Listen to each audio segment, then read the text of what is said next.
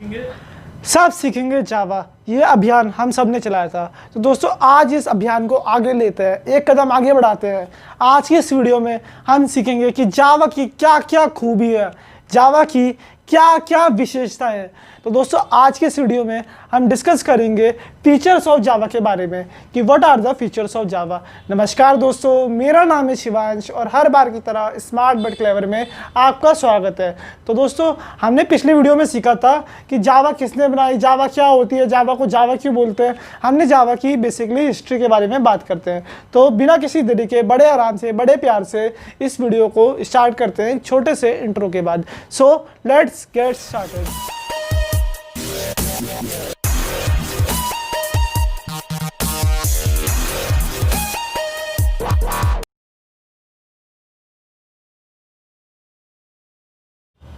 Well दोस्तों, पिछले video में हमने पढ़ा था कि जावा क्या होती है। जेम्स गॉसलिंग ने जावा को बनाया था और हम जावा के बारे में डिस्कस कर रहे थे। हमने एक कोड भी बनाया था।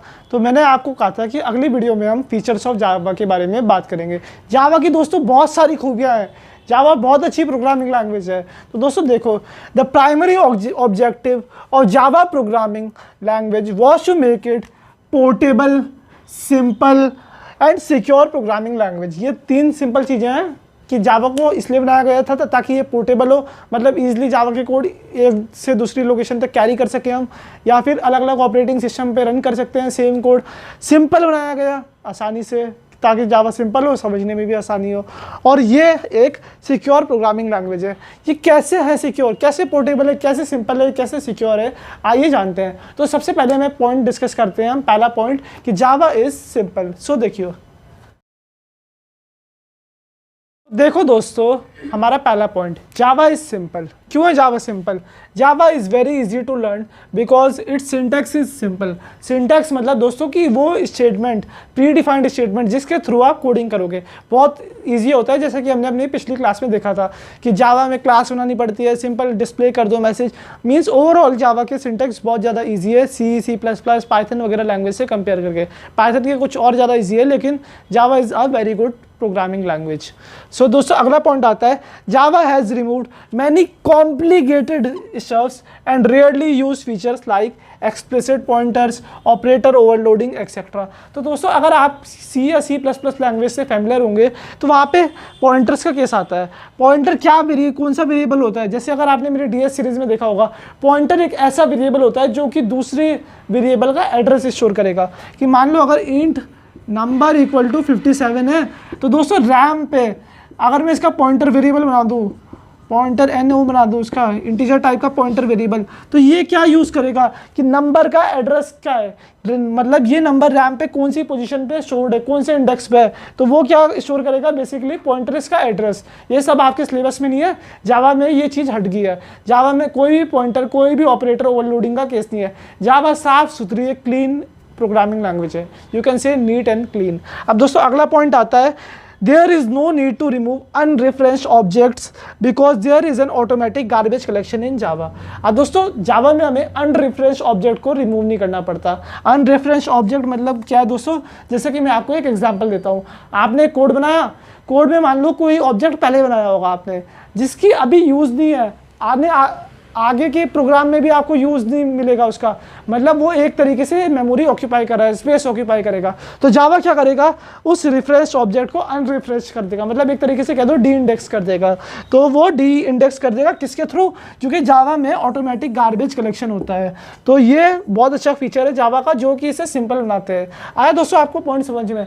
आप एक एक पॉइंट लिखते रहो अपनी नोटबुक में साइमल्टेनियसली और उसके की पॉइंट्स लिखते रहो, ताकि अगर आगे आने वाले समय में आपके स्कूल टीचर, आपके कॉलेज टीचर या फिर कोई एक इंटरव्यूअर आपसे पूछे कि जावा सिंपल क्यों है, मुझे कोई भी 3 पॉइंट बताओ, तो आप बड़े आराम से, बड़े मोटिवेट होके ये 3 पॉइंट बता सकते हो। आगे दोस्तों आपको समझ में? तो ठीक है दोस्तों, अगला पॉइंट देखते हैं, object oriented programming. Java is an object oriented programming language. तो देखो दोस्तों,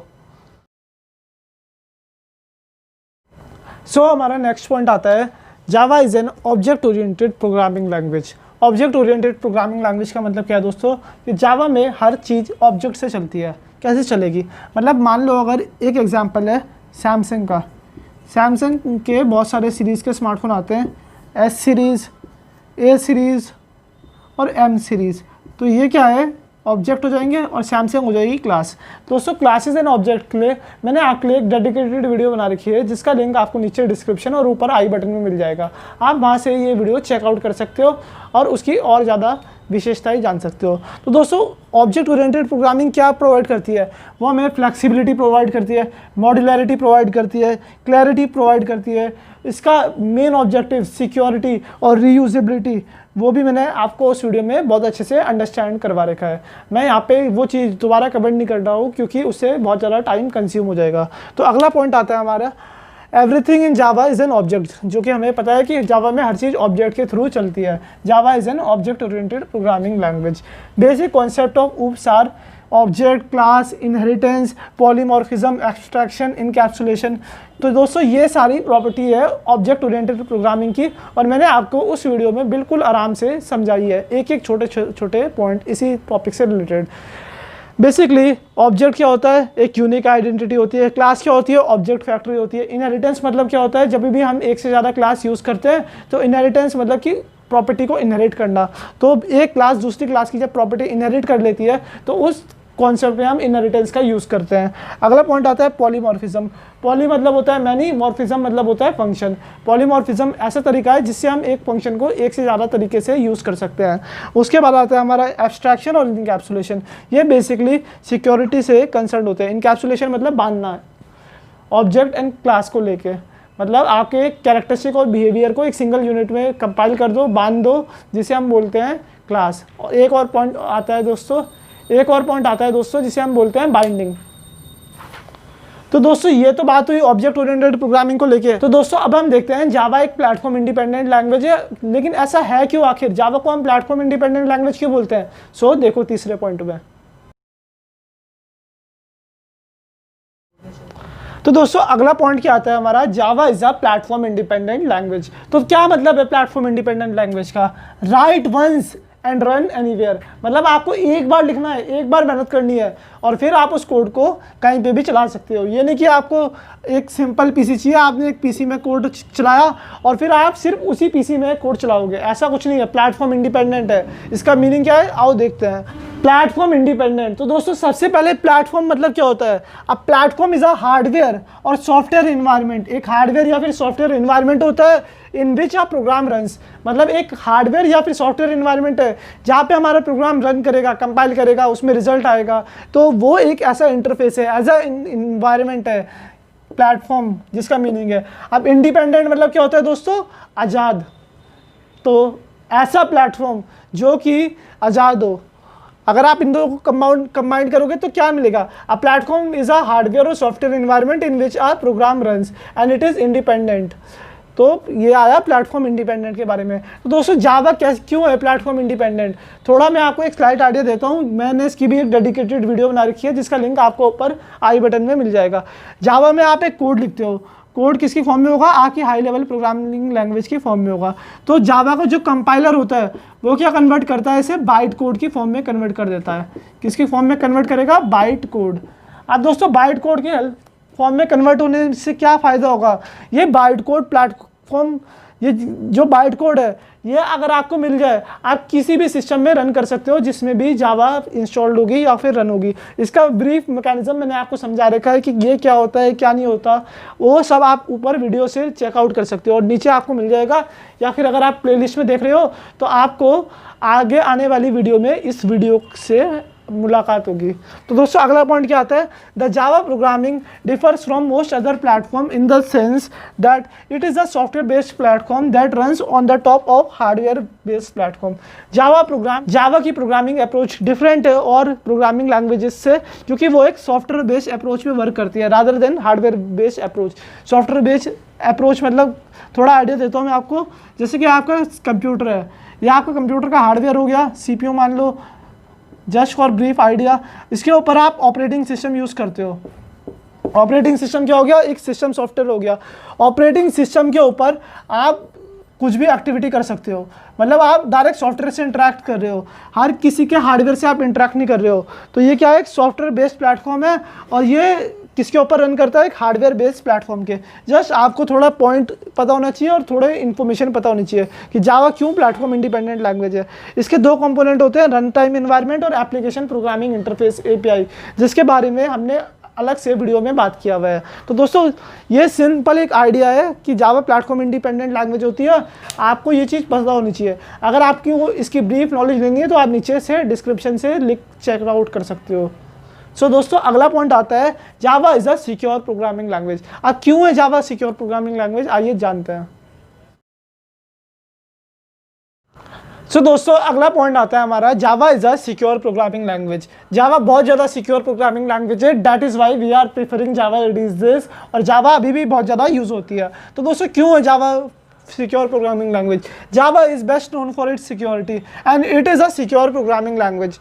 ये तो हमें पता ही है, because there are no explicit pointers in Java. ये हमने पॉइंट डिस्कस कर लिया सिंपल में कि पॉइंटर जो होते हैं उसमें ज़्यादा झंझट नहीं है। ताकि अगर दोस्तों फ़ायदा क्या होगा पॉइंटर ना होने का, मान लो अगर मुझे एक लोकेशन का एड्रेस मिल गया, 5765 पोजीशन का एड्रेस मिल गया, तो दोस्तों इस पॉइंटर वेरिएबल के थ्रू मैं क्या कर सकता हूँ, इसमें जो भी वैल्यू है या फिर कोई भी नंबर है, जैसे 56 होगा या फिर कोई नेम होगा स्ट्रिंग टाइप का, SHIV शिव होगा इसमें, तो मैं क्या कर सकता हूँ, इसके थ्रू एड्रेस के थ्रू इन दोनों वैल्यू को फाइंड आउट कर सकता हूँ पॉइंटर के कॉन्सेप्ट में। लेकिन दोस्तों जावा में पॉइंटर नहीं होते, इसलिए सिक्योरिटी बहुत अच्छी होती है। अगला पॉइंट क्या होता है, Java program runs inside a virtual machine. तो दोस्तों अभी के लिए आप ये पॉइंट समझ लो, क्योंकि इसका एक डिटेल मैकेनिज्म है, वो भी मैंने आपको वीडियो में समझा रखा है। ये सारे दोस्तों अलग अलग टॉपिक हैं जो कि एक साथ जिसका आपको इंट्रोडक्शन मिल रहा है। तो दोस्तों जावा में बेसिकली दो चीज़ होती है, एक रीयूजेबिलिटी ऑफ कोड होती है, और दूसरा होता है सिक्योरिटी। पूरा जावा का कॉन्सेप्ट इन दो टॉपिक के ऊपर चलता है। कुछ चीज़ें रीयूजेबिलिटी पे फोकस करती है, कुछ चीज़ें सिक्योरिटी पे।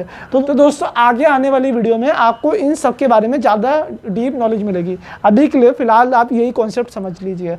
अब दोस्तों अगला पॉइंट आता है robust. Java is robust. Robust मतलब क्या होता है दोस्तों, स्ट्रॉन्ग। अब क्यों होती है जावा रोबस्ट, आइए देखते हैं। सो दोस्तों अब आता है हमारा main point, robust. Why is Java robust? So robust basically means strong. तो robust simply means strong, this we know.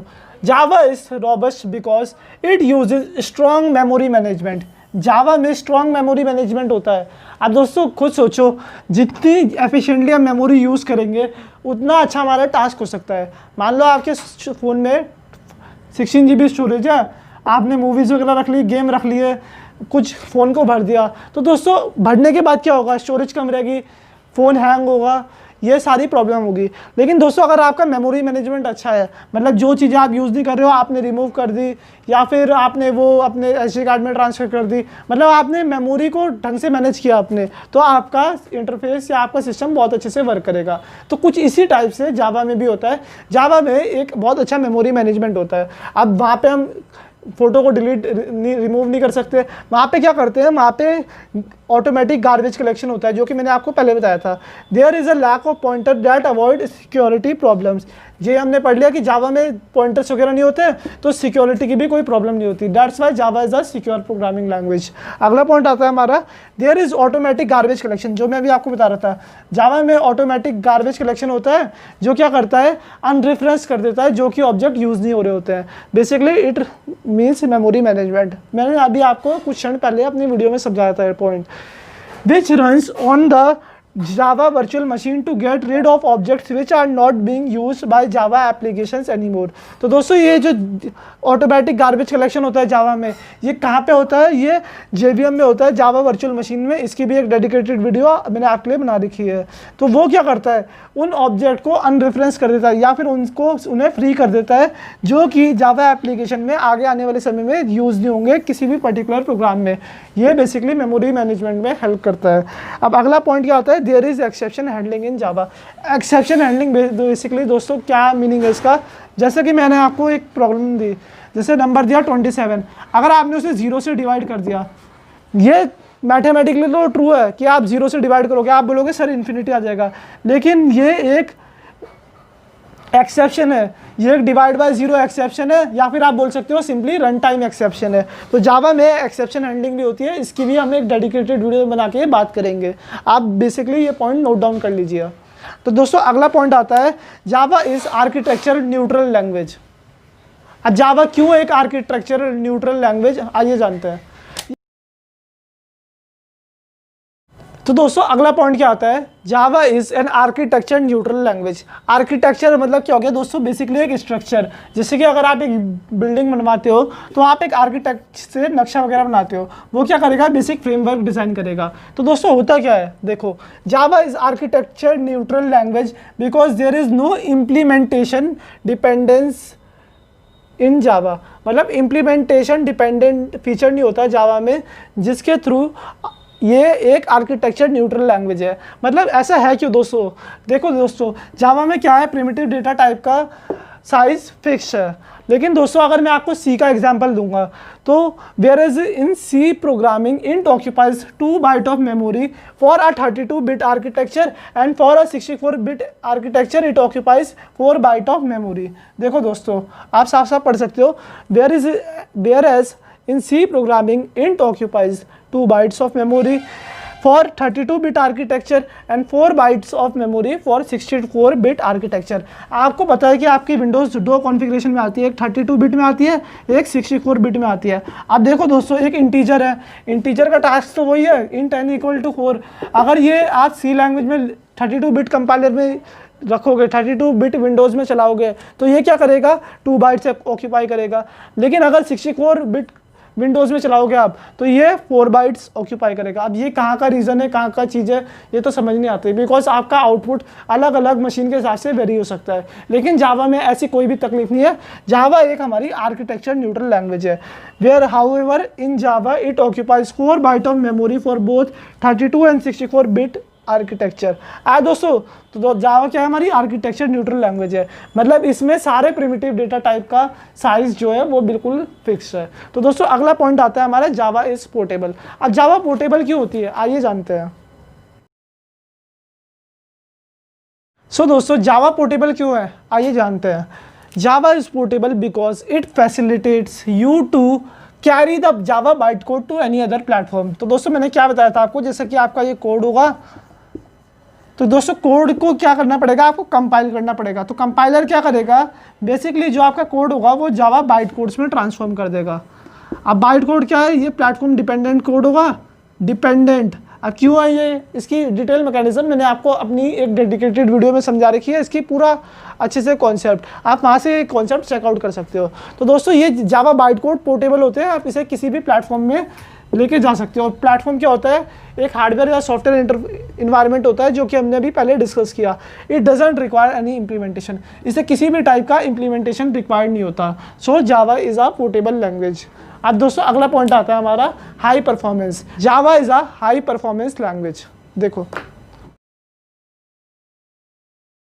Java is faster than other traditional programming language because जो हमारे जावा के बाइट कोड होते हैं वो क्लोज होते हैं native code के बारे में।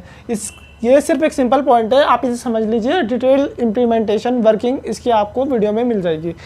जावा is a high performance programming language, that's why we use Java in our daily life, in our coding field. तो दोस्तों ये तो चीज़ है, जावा को हाई परफॉर्मेंस क्यों बनाता है, इसके ये सारे feature, object oriented programming approach या फिर जो अभी तक हमने डिस्कस करे, ये सारे इसे हाई परफॉर्मेंस लैंग्वेज बनाता है। तो दोस्तों अगला पॉइंट आता है distributed. Why is Java are distributed language. So देखो now we will be studying about why Java is distributed language. तो दोस्तों हिंदी में ही पढ़ेंगे, ज़्यादा घबराने की बात नहीं है। अब देखो Java is distributed because it facilitates user to create distributed application in Java. Java distributed language इसलिए क्योंकि हम जावा की हेल्प से डिस्ट्रीब्यूटेड एप्लीकेशंस बना सकते हैं। This feature of Java makes us able to access files by calling the methods from any machine on the internet. अगर दोस्तों हमें कोई भी फाइल एक्सेस करनी पड़ेगी तो जावा के इस फीचर के थ्रू हम किसी भी मशीन से इंटरनेट के थ्रू मेथड को कॉल कर सकते हैं। क्या चीज़ें देखो दोस्तों, the feature of Java makes us able to access files by calling the method. हम फाइल को क्या करेंगे, एक्सेस कर सकते हैं अपने मेथड के थ्रू किसी भी मशीन से। किसके थ्रू? इंटरनेट के थ्रू। आपको इंटरनेट की आवश्यकता होगी और वीडियो देख रहे हो तो आपके पास इंटरनेट होगा ही। तो दोस्तों ये जावा का डिस्ट्रीब्यूटेड फीचर है, ये बहुत लास्ट में आएगा जब आप एडवांस जावा सीखोगे। अगला पॉइंट आता है दोस्तों multi threaded. Java is a multi threaded programming language. पर ऐसा क्यों है, आइए जानते हैं।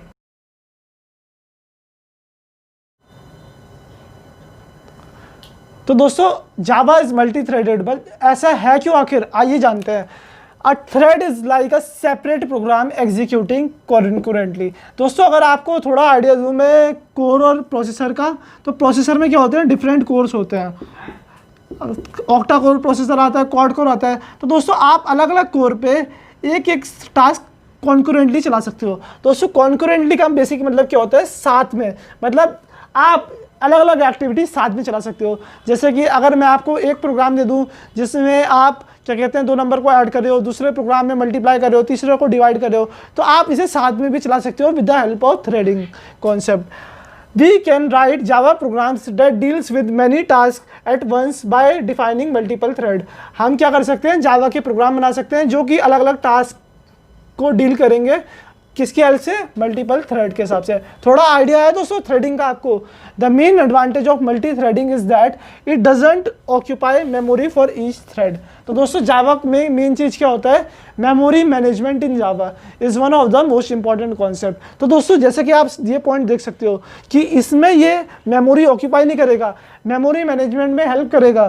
तो इसलिए थ्रेडिंग का कॉन्सेप्ट हम यूज़ करते हैं और ये बहुत अच्छी फीचर है जावा का। It shares a common memory area.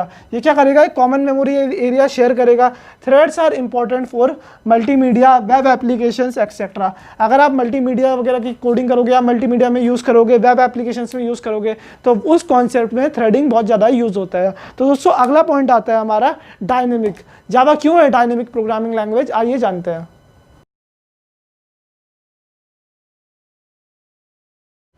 So why Java dynamic? Java is dynamic language because it support dynamic loading of classes. मतलब दोस्तों हमारी क्लासेस डायनेमिकली लोड होती है।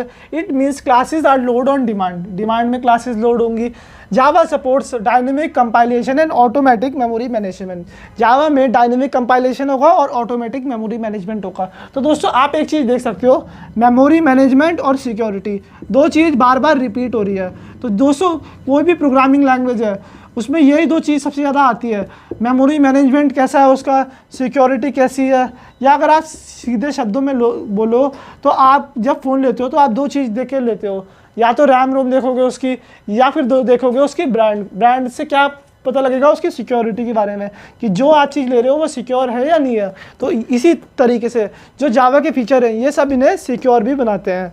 आया दोस्तों जावा का डायनेमिक फीचर इसे के मेमोरी मैनेजमेंट में हेल्प करता है। अब हम एक और पॉइंट के बारे में डिस्कस करते हैं, केस सेंसिटिव के बारे में। जावा is a case sensitive programming language. तो दोस्तों केस सेंसिटिव का मतलब क्या है, मैं आपको ब्रीफ आइडिया देता हूँ। Capital A to capital Z, small a to small z। तो दोस्तों केस सेंसिटिव मतलब क्या है कि आपका upper case letter lower case letter से डिफरेंट होगा।